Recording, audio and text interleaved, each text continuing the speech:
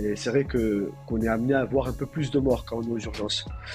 Bon, il y a d'autres services où dans les soins palliatifs, etc., où on voit des morts, mais aux urgences, on voit par exemple des jeunes, beaucoup de jeunes.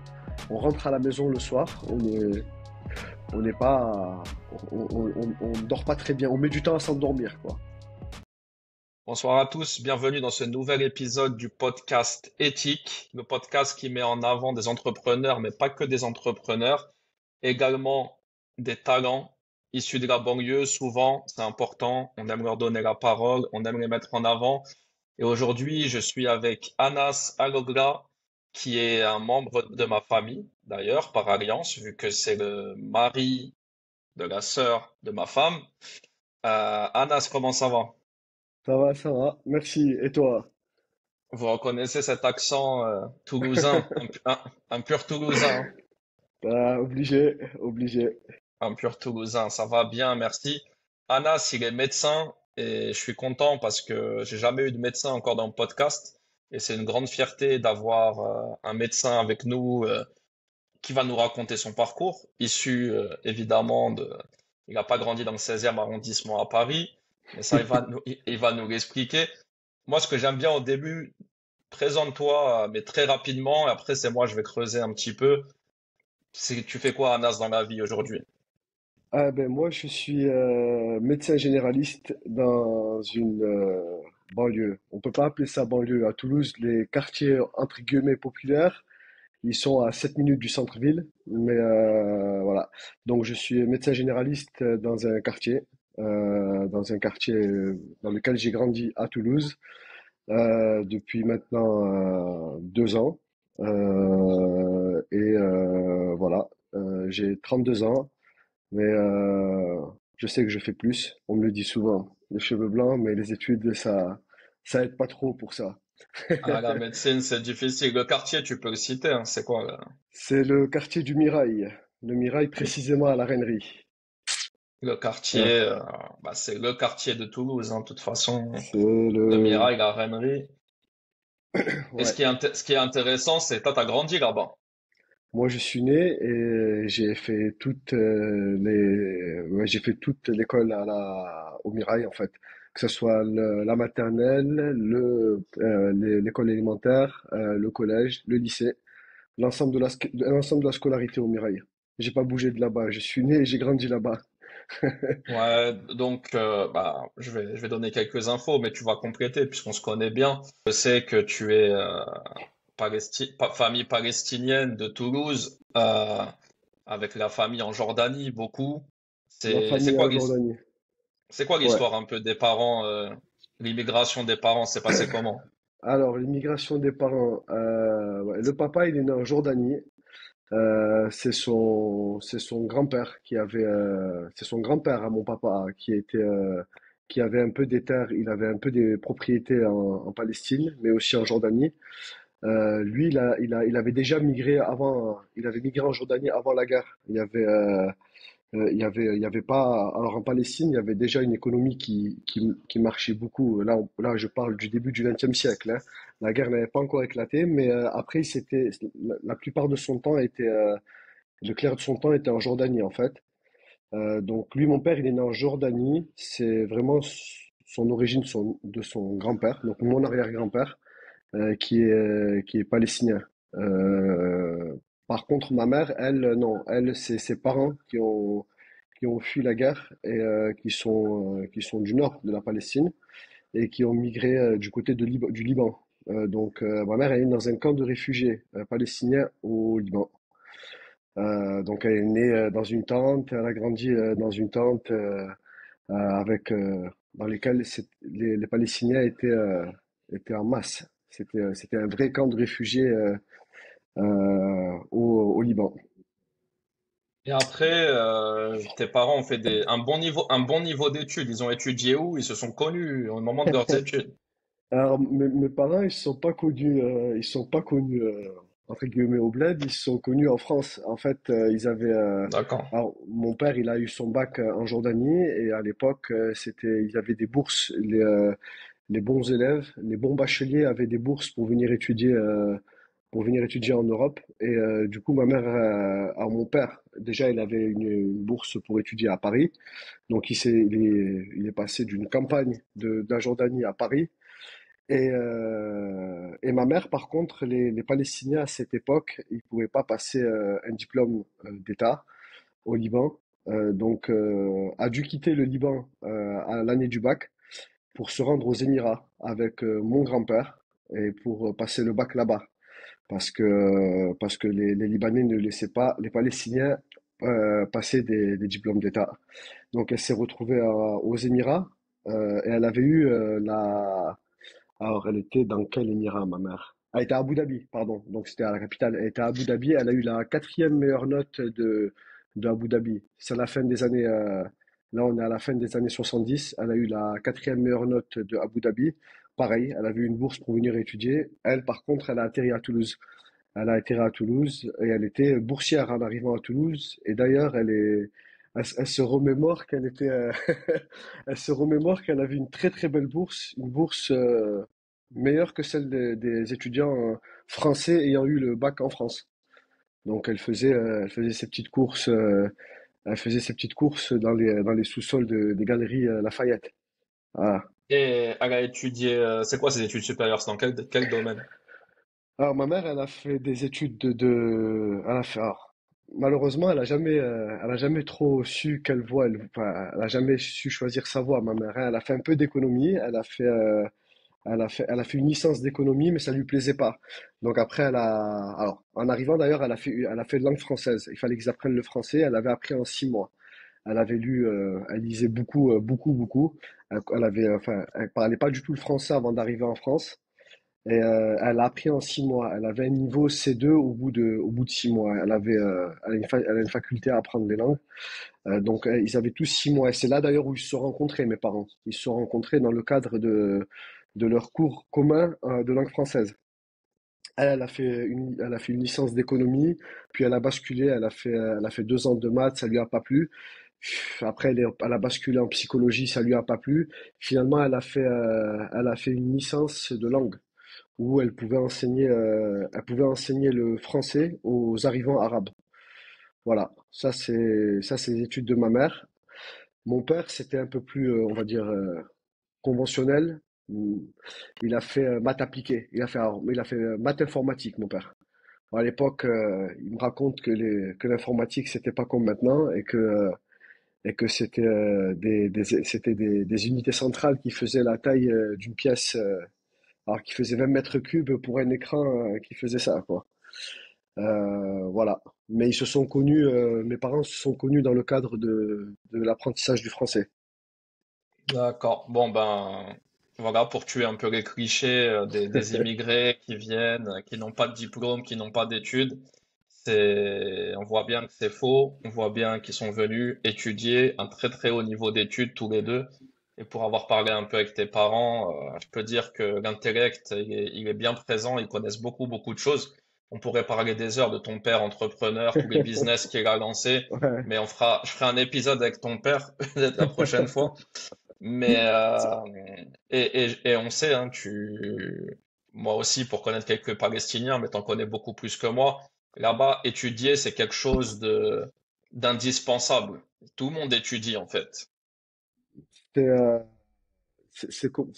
ça fait partie, entre guillemets, en fait, c'est pas entre guillemets, en réalité, c'est vraiment un patrimoine là-bas. Les études, c'est quelque chose auquel les Palestiniens en particulier, on y attache beaucoup d'importance. Pour nous, quel que soit le travail qu'on veut faire, quel que soit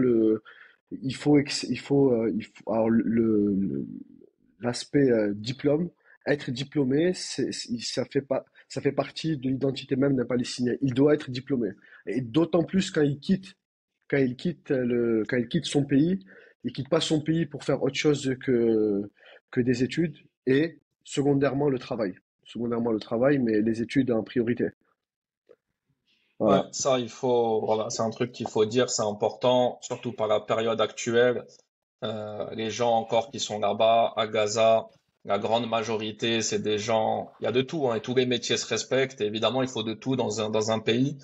Mais certains, je crois, ont une fausse image, on déshumanise un peu les gens en se disant c'est des bergers, c'est des... Alors oui, il y a des bergers, mais il y a des médecins, il y a des informaticiens, il y a tout en fait. Et comme a dit Anas très justement, ça étudie là-bas. Étudier, c'est pas optionnel, c'est très très important. Et c'est ces gens-là aujourd'hui qui sont en train de vivre un cauchemar, quoi. Et Ouais. Mais bon, on est... d'ailleurs, Ouais. paraît-il que même actuellement à Gaza, il y a alors, il y a des étudiants qui réussissent à se faire assurer des cours magistraux en distanciel. En tout cas, moi, j'en connais certains, des assistants universitaires, voire des profs. J'en connais certains qui assurent jusqu'à aujourd'hui certains cours à distance, en vidéo, avec le son des drums derrière. Ils me disent que leurs étudiants, enfin, ils donnent le cours. Les étudiants, quand enfin, ils coupent les micros et en fait, au moment où l'étudiant prend la parole, on entend les drones, quoi. Et d'ailleurs, Incroyable. ouais, c'est pour ceux à la fac ou dans les études supérieures, mais même à l'école primaire et tout ça, alors, avec sans moyens, sans maternel, sans moyens matériels, ils arrivent à assurer un semblant de cours, histoire que les enfants se sentent quand même dans un cadre éducatif, quoi. Mais ils essayent de le faire. Ils essayent de le faire. Incroyable l'abnégation quand tu vois les maisons, il y en a plus, tout est effondré Ouais, et quand même aller étudier, l'effort d'étudier. Donc on voit la noblesse des Palestiniens. Voilà, beaucoup de respect pour tout ça. ouais. Donc toi, tu as grandi à Toulouse. On va passer à l'épisode du Mirail. Euh, Toujours été bon élève. Assez. Alors assez parce que assez parce que ma mère avait l'expérience du grand frère et des grandes sœurs qu'elle n'a pas totalement qu'elle n'a pas totalement serré.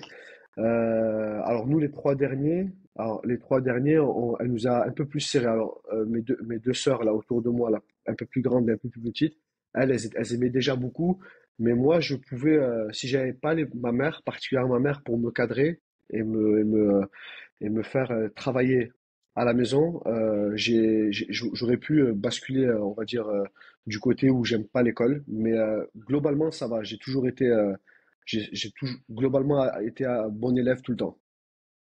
D'accord. Et tu as fait Mais pas mal de sport aussi. ça aurait pu ne pas être le cas. Ça aurait pu ne pas être le cas. On sait que ta maman était derrière et on comprend Ouais. bien.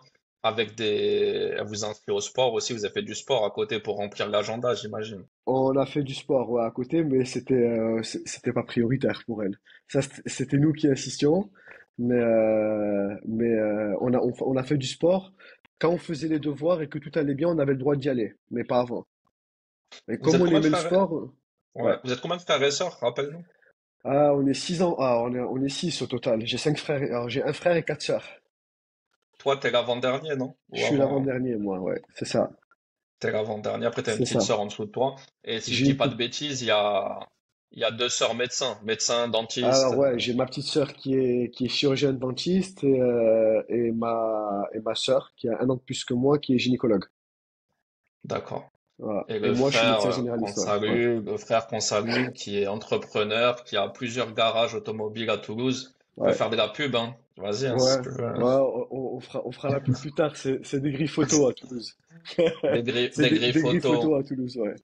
Je pense, de toute façon, à Toulouse, ils ont plus trop besoin de pub, hein. De toute façon, ils sont partout à Ouais, à Toulouse. Toulouse, ça va. C'est un marchand de véhicules d'occasion assez connu maintenant. Commence à Non, mais franchiser un petit peu. si je dis ça, c'est pas pour faire de la pub pour des grilles photos. C'est pour montrer l'éducation un peu, tu vois. Dentiste, Ouais, de médecin, ton frère qui a repris du papa, il y avait un garage au début, c'est ça. qui a déjà le papa qui est entrepreneur, le frère qui reprend, qui entreprend.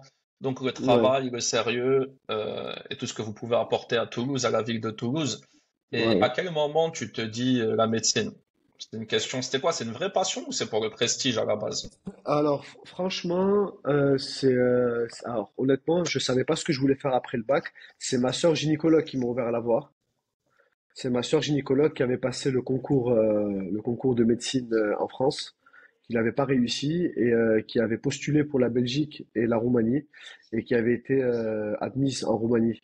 Et comme moi, je savais pas trop initialement, ce que je voulais faire, c'est des études de biologie, mais un peu spécialisées sur dans le domaine animalier. Quoi? Je savais pas.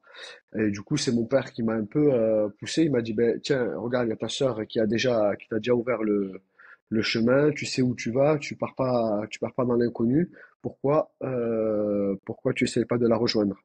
Je lui ai dit, bon, ben, on va essayer. Pareil, il y a un concours. J'ai passé le concours. Je l'ai réussi. Et puis après, ça a déroulé, quoi. La Ouais. Roumanie, donc toi, t'es parti directement étudier en Roumanie, t'as pas tenté en France. J'ai pas tenté le concours en France. Il y avait ma sœur déjà qui était pas très bien parce qu'elle était toute seule. Alors l'histoire se répète. Elle était toute seule à l'étranger du coup. Tout ce que ça implique, un peu de solitude, du manque de la famille, un peu du manque des habitudes. Alors en l'occurrence, elle est partie à 17 ans. Elle avait sauté une classe elle. Donc elle était très jeune. Et donc ça tombait bien que je la rejoigne. Ça faisait du bien, mais ça faisait du bien un peu à tout le monde. Tout le monde était un peu gagnant. Alors mes parents ils étaient très contents que je la rejoigne. Ça les rassurait. Elle était contente parce que je la rejoignais, et moi je savais pas trop ce que je voulais faire, donc je me suis dit en avant, on va en Roumanie et puis on voit ce que ça donne. Mais moi, il y a un truc que je comprends pas. J'ai l'impression qu'en France, les études de médecine, c'est trop difficile. C'est quasiment impossible, c'est hyper sélectif. Et après, on va te dire la preuve. Enfin, moi, je comprends pas pourquoi des jeunes qui veulent devenir médecins sont obligés d'aller étudier en Roumanie, finalement, pour revenir travailler et prendre une place en France, tu vois. Pourquoi ils assouplissent pas un petit peu le concours en France? C'est c'est une question qui se pose et qui se pose tous les jours. En tout cas, nous en interne, alors, on parle de médecine, mais on peut impliquer également on peut impliquer également tous les personnels de santé. C'est une question qu'on se pose tous les jours, chaque jour. Ouais. Alors moi, tous les jours dans ma pratique, je me la pose au vu du travail qu'on a et au vu en fait du manque et du déficit qu'il y a. Tous les jours, de façon directe ou indirecte, on peut se poser la question, pourquoi n'y a-t-il pas plus de professionnels de santé? Pourquoi n'y a-t-il pas plus, par exemple, de médecins? Alors, il y a plusieurs hypothèses. On va dire l'hypothèse la plus plausible, c'est en tout cas nous ce qu'on se dit de façon officieuse, hein, parce que il y a des versions officielles. Je sais pas si elle intéresse vraiment les gens, mais ça il suffit de faire une recherche sur Google, on aura des versions officielles. Mais pour la version officieuse, moi je pense que globalement le malade et le système de santé dans sa globalité coûte beaucoup d'argent. Coûte- Ouais, je sais, c'est un peu Tiens, bizarre, bah, mais, en tout cas, personnellement, je pense qu'un malade, globalement, il coûte beaucoup d'argent. Alors, c'est pas le médecin qui coûte beaucoup d'argent. En Europe, on est probablement pas on n'est pas du tout parmi ceux qui gagnent le plus, en tout cas en médecine générale. Mais le malade, en fait, le parcours de santé, coûte très cher, je pense, parce que Jean Jaurès avait fait la promesse de soigner un peu tout le monde de façon gratuite. Et aujourd'hui, on peut se poser la question de s'il y a assez d'argent pour soigner tout le monde. Alors le problème, c'est que ne pas soigner à temps, c'est retarder des potentiels diagnostics. Et en fait, on s'est rendu compte que ça coûtait finalement plus cher de retarder un diagnostic. La prise en charge coûtait plus cher. Donc c'est en train de changer. C'est en train de changer. Il y a le concours de première année qui a été qui n'existe plus là, le système de numerus clausus là qui n'existe plus.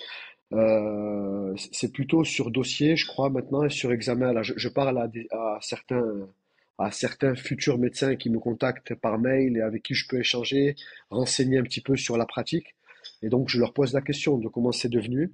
Alors, je crois que c'est un peu plus souple. On peut intégrer des facultés de médecine via des passerelles scientifiques. Mais le temps de combler ce déficit, ça va mettre beaucoup de temps parce que les études de médecine, c'est pas 6 mois, c'est pas un an, c'est minimum 9 ans, minimum. Alors 10 ans, pardon, parce T'as que fait, t'as, t'as fait combien, toi? moi j'ai redoublé la première année là-bas, justement, d'université, j'ai fait 10 ans. J'ai fait 10 ans. Donc, D'accord. une année, donc 6 ans de faculté et 3 ans d'internat. Et Alors, l'internat, internat, moi, ouais. l'internat, c'est un statut un peu spécial. On est payé, on travaille à l'hôpital, on est rémunéré, mais on est supervisé.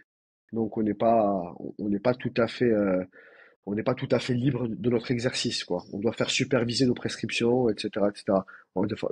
Ça, c'est officieusement, on fait à peu près le travail d'un médecin parce on se forme assez vite hein, pendant l'internat. En fait, on est sur le terrain, quoi.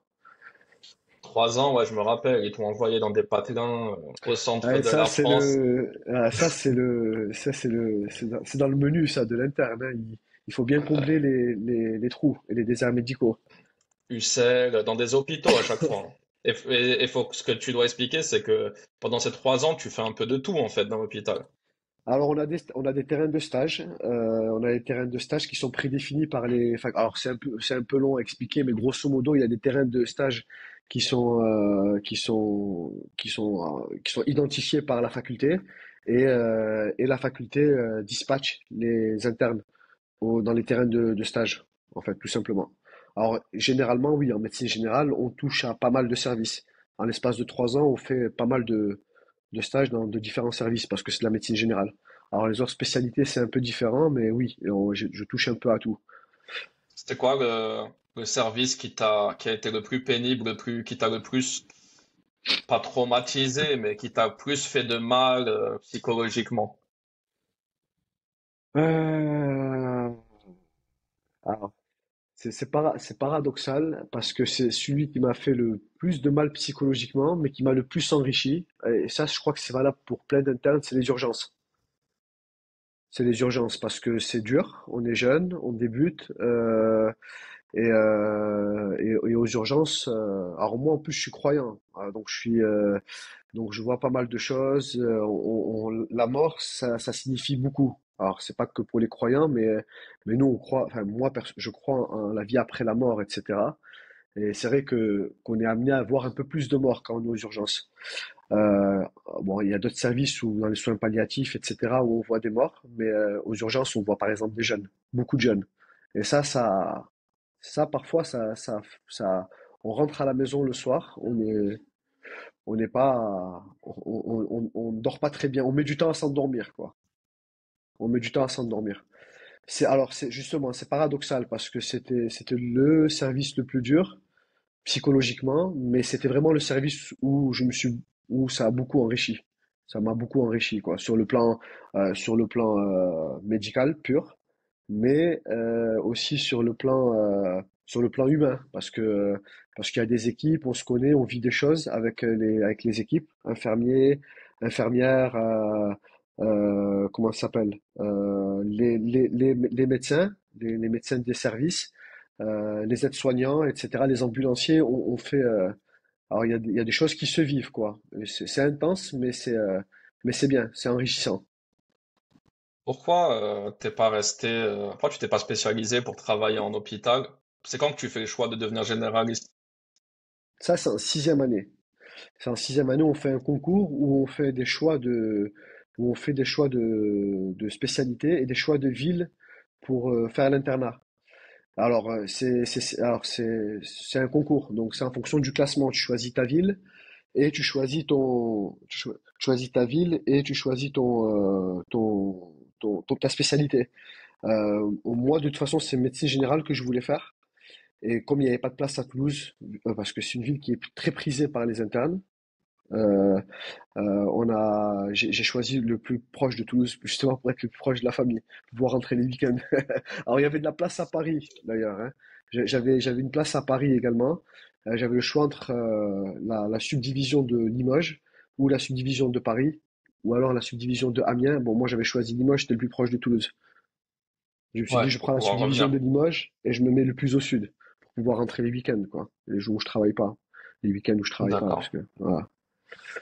Et finalement, ça fait quoi? Depuis combien de temps maintenant que t'es dans ton cabinet de généraliste à Toulouse? Alors attends, juste pour te répondre à la question, pourquoi Ouais, la médecine de ville et pas la médecine hospitalière? Le médecin ouais, généraliste, il peut être amené à travailler dans un milieu hospitalier. Il y a des postes de médecine polyvalente où le généraliste aujourd'hui a parfaitement sa place. Il y a des demandes, etc. Sur LinkedIn, je reçois pas mal de messages justement, où il y a des chasseurs de tête qui cherchent des médecins pour combler des services de médecine polyvalente ou des services de médecine où la médecine générale a sa place.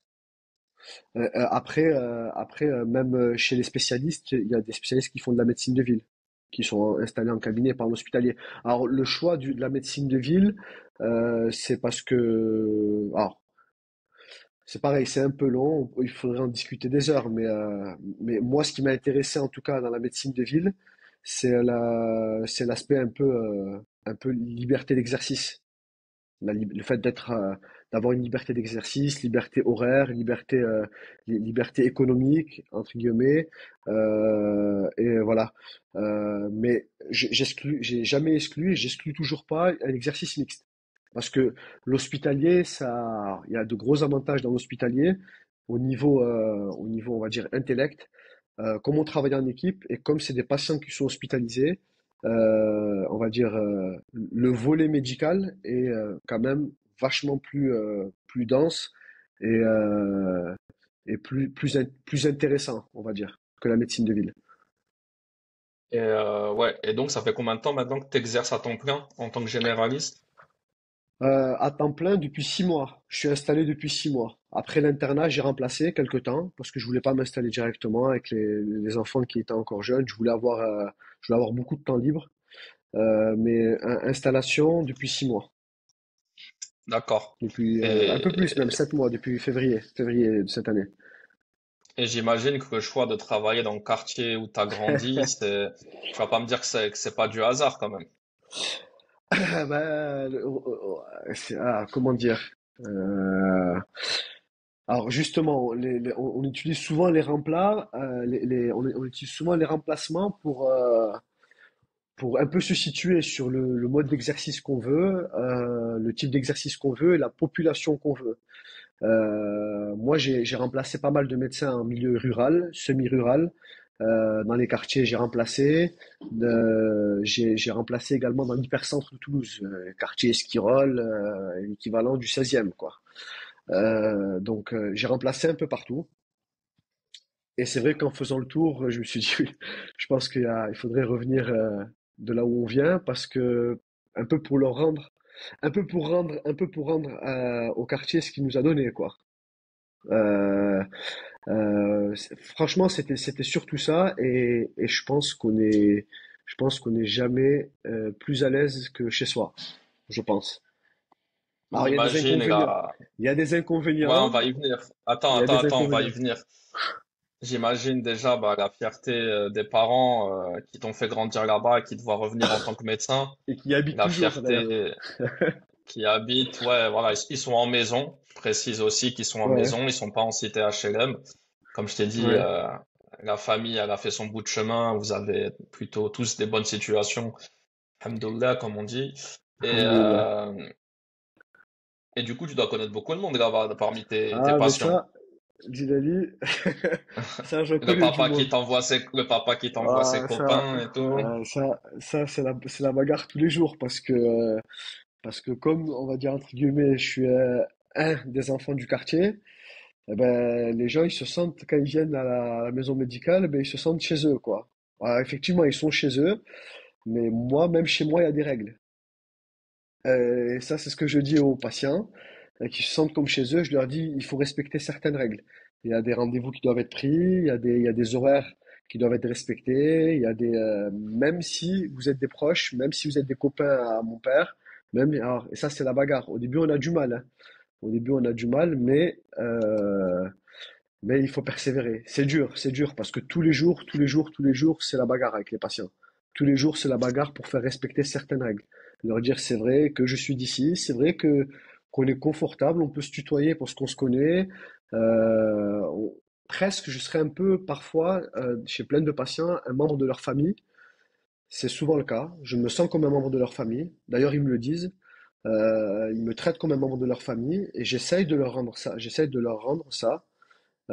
Mais en même temps, il faut marier ça avec le fait qu'il y a des règles. Et que même si vous êtes des membres de la famille, il faut respecter certaines règles parce qu'il y a les membres de la famille, mais il y a aussi d'autres patients. Il y a d'autres patients qui veulent. Voilà. Justement, je rebondis sur ce que tu dis par rapport au fait qu'ils te considèrent comme un membre de la famille. C'est, c'est quand même, voilà, c'est la banlieue, c'est la cité. C'est plus difficile d'exercer au Mirail que dans les beaux quartiers de Toulouse pour toi. C'est plus difficile. De quel point de vue c'est plus difficile? Éprouvant, fatigant, usant. C'est fatigant. C'est fatigant. Mais je sais pas si je sais pas si c'est plus fatigant qu'ailleurs. Il faut s'accrocher. Alors, il faut s'accrocher parce que c'est une population, alors c'est une population globalement pauvre. Voilà, c'est souvent des migrants. C'est souvent des migrants qui ont très peu de moyens, qui se battent, qui survivent et donc qui pour le coup, enfin, ce qui en découle, c'est du coup une mauvaise alimentation, une hygiène de vie pas géniale, parce que ça mange pas bien, parce que ça dort pas bien, parce que ça fume beaucoup, etc., etc. Et du coup, il y a souvent plusieurs choses à traiter. Alors, il y a le plan social. Il y a tout ce qui est l'aspect social du patient, son cadre de vie, comment il vit, son travail, ses occupations. Voilà. Et pour les travailleurs, c'est souvent des ouvriers, par exemple. Donc, c'est souvent des gens très fracassés, des gens avec beaucoup de problèmes articulaires, des douleurs au dos, etc. Mais qui doivent travailler parce que pour remplir le frigo. Typiquement, par exemple, voilà, ça, les travailleurs que j'ai, moi, alors j'ai souvent entre guillemets, contrôles sécu, ou alors on fait des discussions avec des médecins conseils de la sécu, et c'est souvent que je leur dis, je leur dis, il faut surtout pas vous amuser à comparer, par exemple, mon nombre d'arrêts ou mon nombre de médocs par rapport à celui qui travaille par rapport aux médecins qui bossent à 4 ou 5 kilomètres de Airbus. C'est pas pareil. Lui, il a des ingénieurs de Airbus. Moi, j'ai des ouvriers de ProBTP ou de Airbus, par exemple, et qui sont souvent fracassés, quoi. C'est pas la même population. Ils le savent très bien. Ils le savent très bien que voilà. Donc pour revenir au métier en lui-même, il faut traiter plusieurs volets en fait. Il y a le volet social, il y a le volet médical, il y a le volet psychologique. Alors le volet psychologique, par exemple, les migrants. Alors effectivement, il y a beaucoup de migrants, de migrants de pays civilement stables, comme l'Algérie ou le Maroc ou on va dire l'Afrique du Nord. Mais il y a aussi des migrants afghans, il y a aussi des migrants, des migrants syriens, il y a aussi des migrants palestiniens, il y a aussi des migrants qui connaissent la guerre, qui connaissent la torture. Alors j'ai des patients, moi par exemple, j'ai des patients qui ont été emprisonnés dans les geôles syriennes, par exemple. Voilà. Pour une idée politique différente de celle de l'ancien régime. J'ai des patients qui ont été par exemple qui ont été, je sais pas si ça se dit esclavagés, non? Non, ça se dit pas. On va dire que ça se dit, ouais. Hein, J'ai un doute, mais je hein. pense que ouais, ouais. Bon, qui ont été traités comme des esclaves, par exemple, parce qu'ils venaient d'en dessous du Sahara. Voilà, qui ont connu l'esclavage, en fait. Alors, je parle du vrai esclavage. Voilà, En c'est Libye, pas, notamment, ce qu'on a vu en Libye, notamment, là. par exemple, voilà, ce qui a été sorti, par exemple, de la Libye. J'ai des patients qui ont connu ça. J'ai connu des patients qui ont subi des crimes biologiques, qui leur ont été injectés des virus. Hépatite, HIV, j'en ai aussi ça, par exemple. Donc, c'est une population très, très, très particulière. Alors, je pense qu'ailleurs aussi, il y en a, mais moi, j'en ai beaucoup. J'en ai beaucoup. Alors, il y a la barrière de la langue aussi. Bon, ça va, j'ai l'arabe, c'est-à-dire Moyen-Orient, Maghreb, je m'en sors. Mais alors, Google Trad, c'est mon ami, hein. Google Trad, c'est mon ami. Le Wolof, je le mets tous les jours. Le Swahili, je le mets tous les jours. Le Pashto, je le mets tous les jours. Ça, c'est monnaie courante chez moi. T'as peut-être, à l'ère de, tu parlais technologie, je pense à l'intelligence artificielle, mais peut-être moins. Je pense que tu aurais encore plus ce phénomène, peut-être dans les beaux quartiers de Toulouse, les patients maintenant qui pensent tout connaître, puisqu'ils arrivent avec ChatGPT, mais peut-être au Ouais. Mirail. Je pense, pour le coup, là, c'était plus avant tête, on a peut-être moins au Mirail que ce qu'ils doivent Il y avoir. en a, ouais, il y en a pas, oui, je pense pas qu'il y en ait autant je pense pas qu'il y en ait autant que que pour des patients ou pour des médecins qui ont beaucoup de cadres dans leur patientèle. Mais j'en ai quelques-uns quand même. Ça me fait marrer parce que c'est aussi une lutte, ça, hein. On en parle entre médecins. C'est une lutte, hein. C'est une lutte parce que maintenant, on arrive avec des patients qui savent. Alors moi, je le dis, hein, j'ai pas peur, qui savent. Alors pas parfaitement, mais qui ont au moins une idée de ce qu'ils pourraient avoir. Alors des fois c'est faux, des fois c'est erroné, des fois il y a beaucoup de représentations, mais des fois ils me disent ah oui je l'ai vu ça. Alors je l'ai vu, ChatGPT me l'a dit, Grok me l'a dit. Alors avant ça c'était Google. Mais Google, ils y croyaient moins parce qu'il y avait les forums d'Octissimo et tout là. On leur disait à chaque Doctissimo, fois, ouais. on leur disait souvent qu'ils ont le cancer. Mais pour le coup, l'intelligence artificielle, si on met bien les symptômes, si on met bien depuis quand ils sont apparus, si on met bien, ça aide beaucoup. Ça aide beaucoup. Alors parfois Bon, c'est après. pas tout le temps juste. Faut dire la vérité, c'est pas tout le temps juste, mais en tout cas, c'est évoqué. Il peut dire, mais il faut également évoquer ce diagnostic. De toute façon, l'intelligence artificielle, elle va pas te donner l'ordonnance, hein. Donc, quoi qu'il arrive, et ça, c'est une autre question qui me vient. T'es patient, est-ce que tu dirais que les jeunes, je vais pas parler des gens qui ont des fumeurs, qui ont des problèmes, machin, est-ce que les jeunes vont moins voir les médecins aujourd'hui, cette génération, que la génération de nos parents? Je pourrais pas te répondre à cette question. Toi, tu vois de Il faut- tout. Ouais, je pourrais pas te répondre à cette question parce que, alors déjà parce que je me suis pas réellement documenté. Alors je sais qu'il y a des études qui ont été faites là-dessus. Il y a pas mal d'études qui ont été faites sur la consommation médicale des jeunes, par exemple. Franchement, je pourrais pas te répondre à cette question. D'accord. J'ai pas de, j'ai pas de chiffres, mais j'ai des jeunes, j'ai des jeunes. Alors j'ai des jeunes qui viennent alors j'ai des jeunes parce qu'ils sont un peu plus peut-être conscients qu'avant, ou peut-être un peu plus malades, mais ça je peux pas te confirmer ces propos. Il faut regarder les études qui ont été faites là-dessus. Ouais, on va pas s'avancer.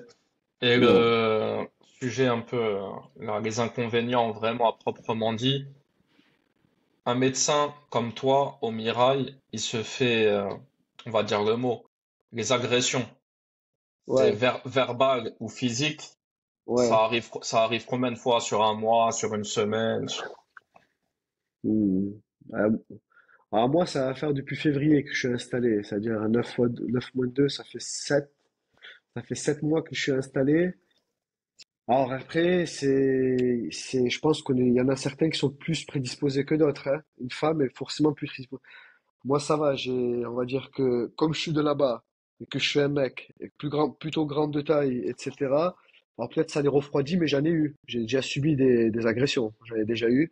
Au niveau de la fréquence, je pourrais pas te dire, peut-être 3 4 qui me viennent en tête là, 3 4. Mais bon, comme c'est des gens de là-bas et que je connais leurs difficultés, je règle le problème avec eux, moi. J'essaye de régler le problème directement avec eux. J'ai pas eu affaire avec les autorités, par exemple. Bien que certains ont fait appel à eux, mais j'ai pas donné suite, moi. Je règle en interne le problème. Tu fais médiateur, bah oui, t'es là-bas, tu connais les Ouais. codes, tu sais comment Alors, leur parler. je connais les codes et il y en a qui le font pour moi aussi. Les patients même, ils le font pour moi. En fait, s'ils assistent à la scène, ils savent les calmer. Heureusement, ils sont extrêmement minoritaires. Ceux qui la ramènent, ceux qui cherchent les problèmes, ils sont extrêmement minoritaires. J'ai ma petite idée du pourquoi, mais c'est quoi les causes en général qui font que ça peut dégénérer comme ça? Si on veut la cause de base, c'est, je pense, le manque d'accès aux médecins. Ça, c'est la cause, parce que en fait, alors, il y a des urgences, mais comme on est sur rendez-vous, alors on laisse des créneaux d'urgence, et comme on peut pas les prendre parce qu'on est bondé de monde et qu'il y en a qui ont rendez-vous, ben, ils le prennent mal, par exemple, typiquement. Ça, c'est souvent la cause principale, c'est parce qu'ils n'ont pas accès aux médecins. Donc, ils vont s'en prendre aux patients ou à moi parce que, voilà, ils disent, vous n'êtes pas comme les vieux, les anciens, la vieille génération qui travaillait de 8 heures à 20 heures. Non, nous, c'est pas notre cas. Nous, moi, Ouais. j'ai des heures, j'ai quand même envie de profiter des enfants, j'ai envie de rentrer un peu tôt. J'ai envie de, voilà, je suis pas un acharné du boulot. J'aime mon travail, mais j'ai autre chose à faire aussi. Les autres, mais l'ancienne génération, ils nous le reprochent, ça. Eux, ils avaient que ça à faire. C'était médecine, médecine, médecine, Dans tous soigner, les soigner, métiers, soigner. dans tous les métiers, tu regardes la génération de ceux qui ont aujourd'hui, allez, 50 ans plus, 50, 60, 70. C'était le travail, c'était leur vie, que ce soit les ouvriers, que c'était Ouais, les ouais. cadres dans les Alors, bureaux, carriéristes, les médecins qui bah, faisaient leurs sous et qui traitaient jusqu'à pas d'heure. pas plus loin que mon père, hein. Je sais pas, toi, comment il était ton père, mais pas plus loin que À mon, l'usine, hein. bah, pas plus loin que mon père. Mon père, il me dit, c'est quoi ce délire des rendez-vous? C'est quoi cette histoire de, tu t'arrêtes à 17h30? Normalement, le médecin est censé être accessible tout le temps. Presque, il me dit de les faire venir chez moi, les patients. Il me dit, pourquoi tu les fais pas venir chez toi, quoi? Il comprend Ouais. pas. Enfin, il comprend pas que non. Il comprend pas que c'est pas possible. Il y a une vie de famille à côté, c'est C'est pas ça, évident. c'est Et ça. toi, tu conseilles aujourd'hui, comment tu, déjà, est-ce que tu conseilles et est-ce que clairement tu es capable de dire aux jeunes du Mirail que, ouais, vous pouvez devenir médecin? C'est, et comment on y arrive? Comment on arrive au bout de ce chemin? Je pense que le mot d'ordre, c'est abnégation. De toute façon, je pense qu'il faut pas griller les étapes. Alors, les jeunes, aujourd'hui, je me rends compte. Alors, tu posais la question sur les jeunes qui consultent. Moi, ce que je peux dire sur les jeunes, et ça, il y a des études qui ont été faites là-dessus, c'est leur développement psychomoteur, déjà, chez les plus jeunes, psychomoteur, ils se développent moins vite. Alors, le principal responsable, c'est les écrans. Ça, il faudrait, bon, c'est un sujet de conversation à avoir, mais voilà. Pour les grands enfants ou même les ados, euh, ils communiquent beaucoup moins, ils savent beaucoup moins échanger, ils savent beaucoup moins. Alors, est-ce qu'ils ont moins d'ambition? Je sais pas. Euh, ils attendent que ça leur tombe dessus, j'ai l'impression. Moi, j'ai cette impression, hein. C'est un ressenti personnel et ça n'engage que moi. J'ai l'impression, T'en connais des jeunes du Mirail qui veulent devenir médecin? T'en connais toi j'en personnellement? connais. Alors, j'en connais et quand ils me demandent, quand ils me sollicitent pour des conseils, je leur dis de vraiment s'accrocher et de ne pas lâcher. Et je leur donne, et eux, ils sont toujours sur le même problème, là, de l'accès aux études de médecine. Ouais, et je leur dis qu'il y a des alternatives maintenant. Il y a des alternatives qui se sont démocratisées, que ce soit l'Espagne, la Belgique, les pays, voilà, l'Europe de l'Est. Il faut regarder parce qu'il n'y a pas tous les pays sur lesquels où le diplôme est reconnu, mais il y a l'Espagne, il y a la Belgique, il y a la Suisse aussi. Il y a d'autres solutions. Il faut pas baisser les bras. Il faut pas se dire c'est loin. Il faut pas se dire c'est pas accessible. Il faut pas se dire c'est compliqué. Il faut pas se dire que c'est dur à payer. Je pense qu'il y a toujours des possibilités. Moi, par exemple, j'avais le droit à la bourse en étant étudiant à l'étranger. Par exemple, elle était tout à fait légale, la bourse, hein. D'ailleurs, c'était pas le Crous de Toulouse, c'était le Crous de Lyon qui s'occupait des étudiants français à l'étranger. Et avec ma bourse, je pense que j'avais un pouvoir d'achat plus élevé que les étudiants français en France. Ouais, en Roumanie, j'imagine. Et puis après, tout passe, hein. T'as fait tes années là-bas. Je pense que ça reste des bons souvenirs aussi, tu vois. J'en Là, parlais il y a pas longtemps. J'en parlais il y a pas longtemps et je dis, ben, j'en parlais il y a pas longtemps parce que j'ai retrouvé des anciens collègues, des camarades de promo. Ça laisse de très bons souvenirs. L'étranger, quand même, c'est cool. On découvre de nouvelles personnes, enfin, de nouvelles cultures, en dehors de la culture locale. Vu que c'est une fac qui draine beaucoup de monde et beaucoup de personnes qui ne sont pas du pays, ben, on rencontre des différentes nationalités, des différentes cultures, et c'est vraiment cool. Surtout à l'âge où on est étudiant. c'est Grosso clair. modo, entre 18 et 25, entre 18 et 26. C'est Ouais. cool. Moi, j'ai de très bons souvenirs. Certains, il y a certains souvenirs d'échecs, etc. mais dans l'ensemble, c'est des très bons souvenirs. C'est cool que tu informes sur les alternatives qui existent pour ceux qui nous écoutent.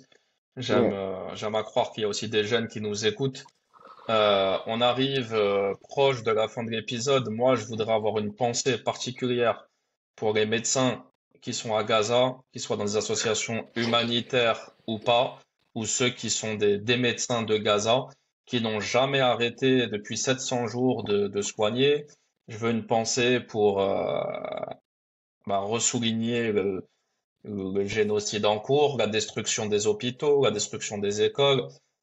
la Faut, destruction des soignants, des ouais, soignants, des c'est euh, journalistes. c'est Voilà, on veut tout redire. c'est Et, dramatique, hein. C'est et dramatique ce qui se passe là-bas, ouais. puisqu'on parle de la médecine aujourd'hui, voilà, je voulais mettre eux en avant particulièrement. J'ai aussi échangé, toi aussi t'échanges avec des médecins là-bas. Toi qui es médecin, tu t'imagines encore mieux dans quelles conditions bah, c'est moyenâgeux, hein, quand t'as pas d'anesthésie, quand t'as pas de... Et c'est C'est sur des... de, Voilà. c'est de l'ordre de l'exploit. Ce qu'ils font là-bas, c'est de l'ordre de l'exploit. Franchement, c'est, il y a pas, franchement, il n'y a pas de mots pour décrire ce qu'ils font. Les médecins avec qui certains je discute. Alors, j'ai discuté récemment avec un chirurgien orthopédiste. Et justement, les prothésistes qui sont avec lui, il me parlait d'eux et il me dit qu'ils recyclent avec certains matériaux qui refont des prothèses, quoi. Ils remodèlent, etc. Ils font des exploits, en fait, littéralement, hein. Bon, ça, c'est pour le volet. Mais après, avec le peu de moyens qu'ils ont, alors même les décisions qu'ils prennent, c'est de l'ordre de l'exploit. Amputer, sans anesthésie, c'est de l'ordre de l'inimaginable. Je crois que l'esprit humain, je pense sincèrement que l'esprit humain n'est pas capable d'imaginer ce qui se passe actuellement à Gaza, que ce soit pour les patients ou que ce soit pour les soignants. Alors pour les patients, j'en parle même pas, c'est eux les premières victimes, ceux qui subissent ce génocide. Bon, on peut l'appeler génocide ici, j'imagine. C'est un génocide, ouais, on Voilà. peut le dire. Ouais. Voilà. Et pour les soignants aussi. Pour les soignants qui, d'ailleurs, on l'oublie souvent, qui subissent eux-mêmes des dommages familiaux, qui subissent eux-mêmes des dommages auprès de leur famille, etc., et qui continuent à soigner. Ouais, C'est, oui, et parmi beaucoup, même si ce n'est en majorité, ben, des femmes, des enfants, des bébés, les enfants, les bébés prématurés, qui n'y a plus ouais. les moyens pour les faire vivre. Donc, voilà, les grands héros de ces 700 C'est les, derniers jours. Ouais. ouais, c'est au minimum des héros, au minimum les Gazaouis, enfin, au minimum pour moi, c'est ce qu'ils vivent.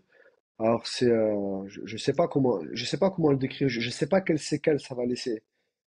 Je sais pas quelles séquelles ça va laisser déjà pour les Gazaouis, mais aussi les séquelles que ça va laisser à l'humanité, à l'humanité. Je dis bien à l'humanité avec un grand H au monde entier. On est en train de, en fait, on est en train de vivre ça en direct, on le sait.